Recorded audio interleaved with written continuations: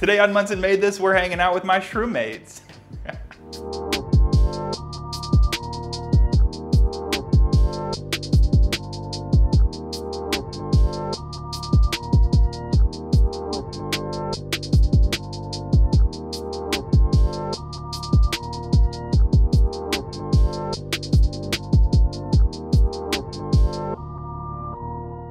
Today's recipe is steeped in inspiration. I'm working with RW Garcia, who sent me some amazing corn chips, and I'm making a walking taco with their corn chips, which is essentially a taco that you can eat while you walk. Normally it is kind of a taco flavored type of experience, but today we're doing more of like a pulled pork barbecue style. So the base of this is going to be oyster mushrooms, and I have this incredible technique that I am going to show you that is just the most mind-blowing experience. If you liked pulled pork in your pre-vegan days or looking for some sort of alternative to pulled pork, these mushrooms hit the spot. So let's get started with cooking these mushrooms, then I'll tell you about all the other inspirations that are in this dish. So let's cook them. I have here about a ½ pound of beautiful oyster mushrooms. I've been buying them at Whole Foods. They've been really consistent with having them, and they're incredible. They're only about $6 per pound, so they're, I mean, a really inexpensive meat alternative if you're looking for that. Also here, slightly more expensive, is this stasher bag. It's a silicone Ziploc bag. The cool thing about this is that you can actually cook inside of this. So I'm going to be cooking my mushrooms inside this bag. If you didn't have one of these bags, or if you don't feel like purchasing one of these bags, you can easily do this in foil. But the idea is that we're going to be baking these mushrooms in a concealed bag here so that they kind of steam and kind of marinate in their own juices as they cook. I'm not too worried about stuffing these in here because they're going to cook down quite a bit. So this sandwich bag size here, I can get a ½ pound of these oyster mushrooms in. Also, I'm leaving the ends, the connective ends of the mushrooms on there, and that's just gonna help us as we shred a little bit later. So, okay, there's a ½ pound of oyster mushrooms stuffed into this bag.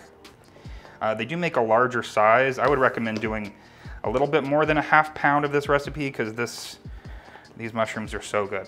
So, okay, here we have the ½ pound of mushrooms in this bag. I'm gonna throw it into my oven, 350 degrees for 30 minutes.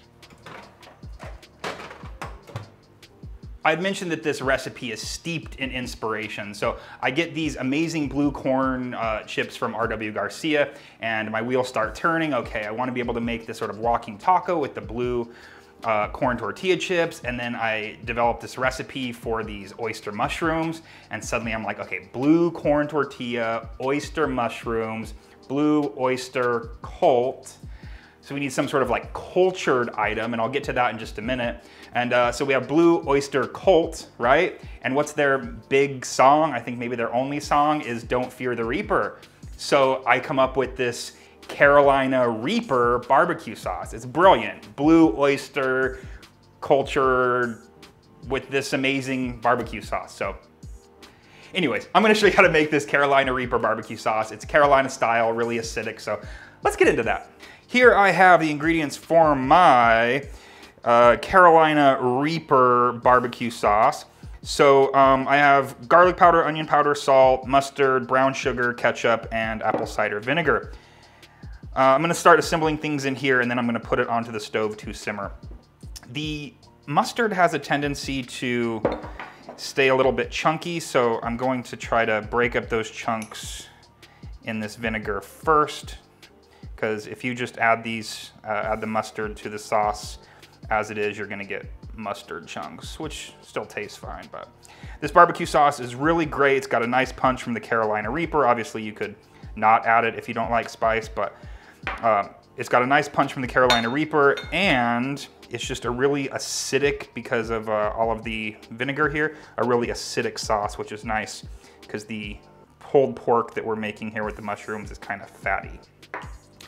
And all that work that I did it work? We still have some mustard chunks, whatever. Quarter cup of brown sugar. My spices.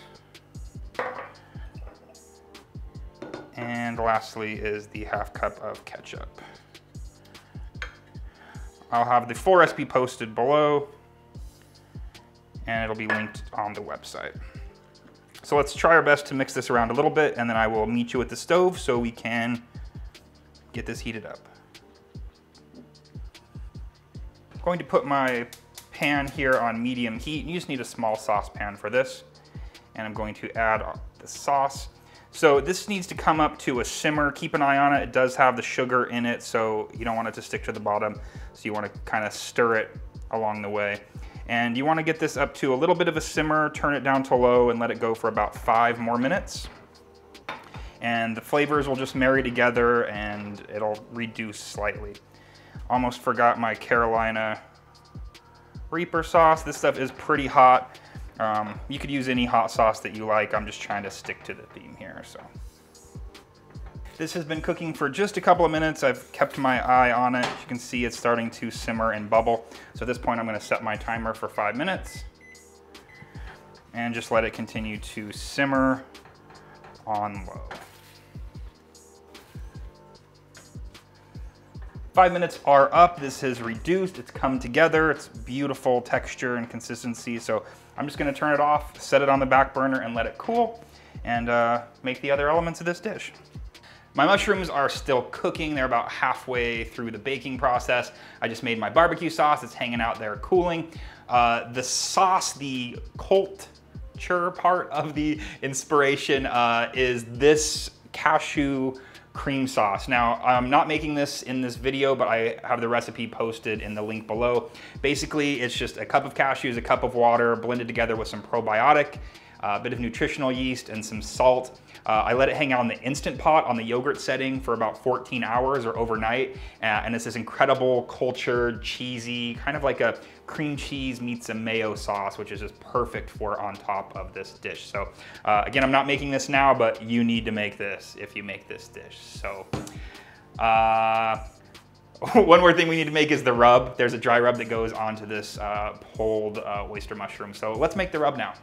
This dry rub was inspired by a restaurant I went to in Brooklyn quite a few years ago. And one of the main ingredients in this dry rub is a espresso powder or espresso.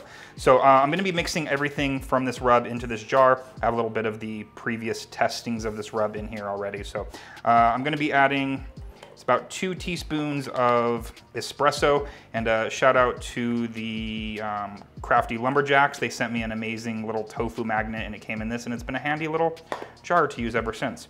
So I have the espresso in here. Brown sugar is hidden under some salt. This is going in.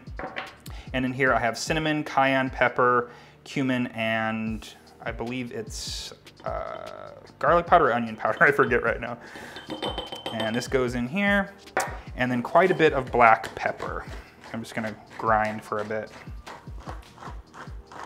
And we just wanna mix this together, making sure that the brown sugar isn't in big clumps anymore. And because this is in a jar that I can put the lid on, I'm going to break this up as much as I can, and then I'll just shake it until everything is combined.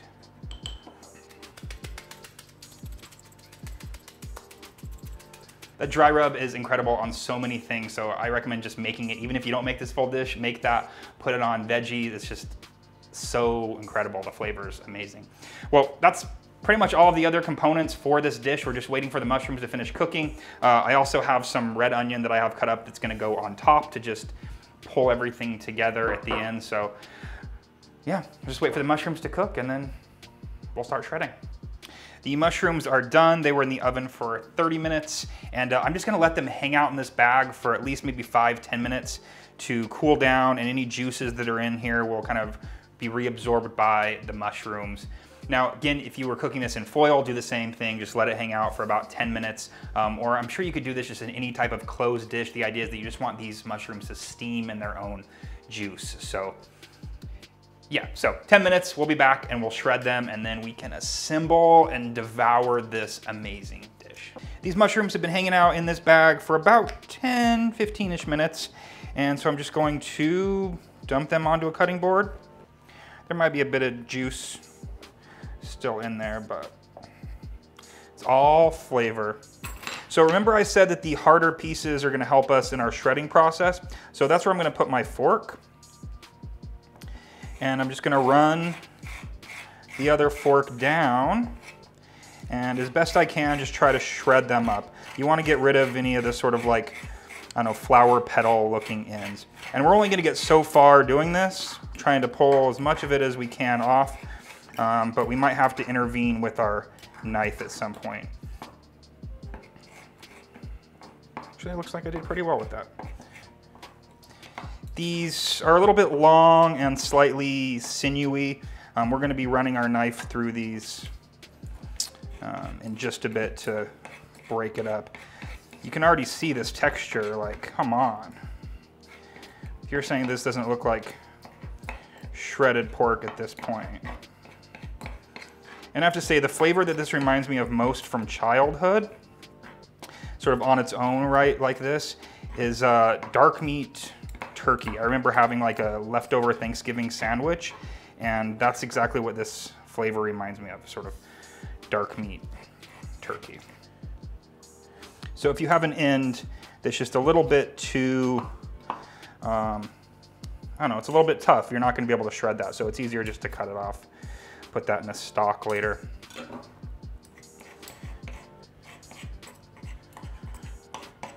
Now, we're making these into these walking tacos, and it's incredible in this, but anywhere that you would use any type of shredded meat, you could definitely use these mushrooms. The sandwiches I've been making with these, with that cashew cultured sauce, is incredible. I have my mushrooms all shredded. The last thing I want to do before I throw them into the pan to sear them up is to just run my knife through them and just roughly chop. You don't want really long pieces in this. You also don't want it, you know, broken up too small, but it's just easier to eat, especially with a fork, if they're broken up a little bit. So let's put it in the pan, throw on some rub, sear them up. We're at the final step now, and this is what truly takes these mushrooms over the top. We are going to be searing them off here, and I just have a cast iron pan, and I'm gonna put it on kind of medium to medium high heat. And I'm gonna just add actually I wanna add a bit of oil in there. If you're going for, again, like a shredded meat kind of texture, usually that's pretty oily, and we want to kind of duplicate that feeling and texture, so I'm not going to really skimp on the oil here. If you wanted to make this oil-free completely, you totally could. I just think it does add something a little bit extra to have that oil in here. Mushrooms go into the pan.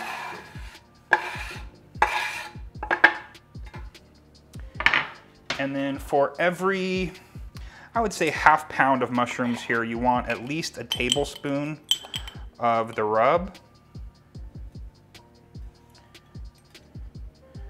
There's some chunks in there. But you can obviously season it with the rub to taste. This is what really makes it though, so. Mix that around. To give it the perfect smoky flavor, I'm going to be adding just a couple drops of liquid smoke. I don't want to overdo it. And this just gives it that, having cooked all day in a smoker taste.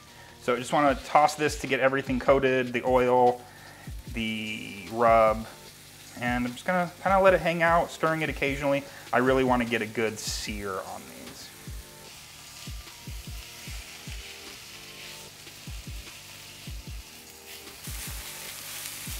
Getting nice sear on there. I don't want to play with it too much, but this has been going in here for just a couple of minutes. It has reduced a little bit. I definitely suggest making more of this because it is so good.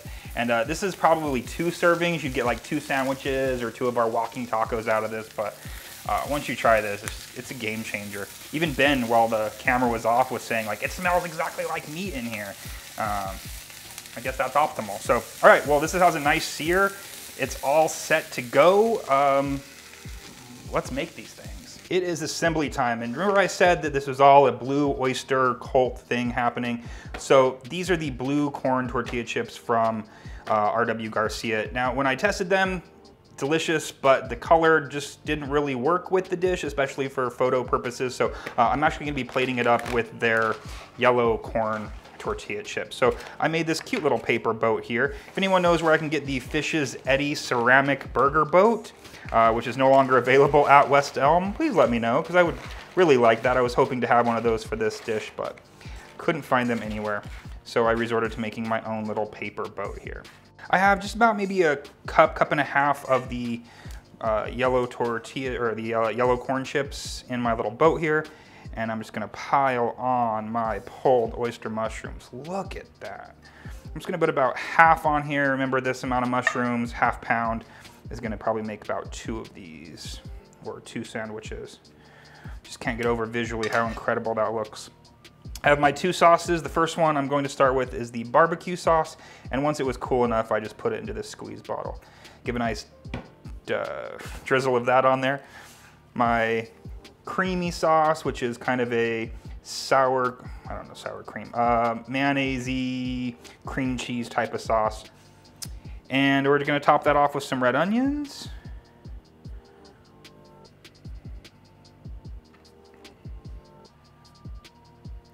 And for just a little bit of green color, I have some green onion as well. And there we have it. We have our RW Garcia organic corn chip barbecue pole oyster mushroom walking taco. Can't wait to dig in.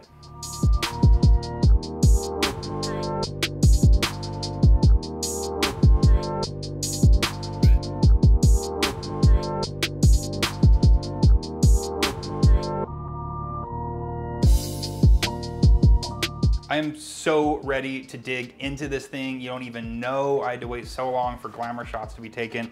And as a vegan, I'm constantly on the search for like the perfect meat alternative or meat substitute. And this, I have to say, is like my current favorite. I am obsessed with this. I mean, look at this texture. This is insane. All right, so this thing is obviously to be eaten with a fork. It can be a little bit messy. And like I said, this is made as like a walking taco here, but this is gonna be an amazing sandwich. You can even take everything that's on top here and throw it on a salad, like pretty much set to go. So let's try this.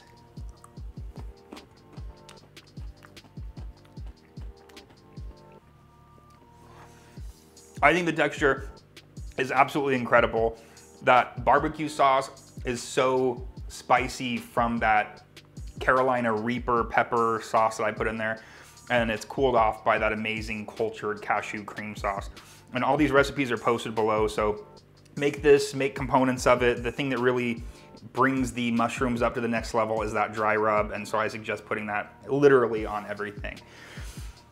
I have to catch my breath, I'm so excited about this.